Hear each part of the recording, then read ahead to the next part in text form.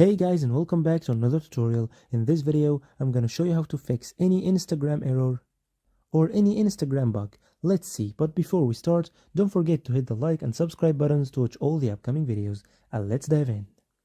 So the first thing you need to do is to open your Instagram app, and then go to settings by clicking on your profile, and then click on the three bars on the upper right corner. Then click on settings. Inside settings, scroll down till you find help. Click on help and then report a problem. It will ask you to shake your phone to report a problem. Just shake your phone, shake your phone, shake your phone, and then click on report a problem. It will ask you if you would like to include complete logs and diagnostics.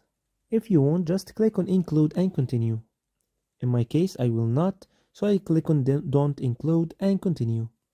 Here, you have to briefly explain what happened or what's not working with you or the bug. And if you have any screenshots, it's better to upload the screenshot with your message to help the Instagram team to help you with your bug or with your problem. For example, I'm gonna type I can't upload videos. After doing so, you have to click on send.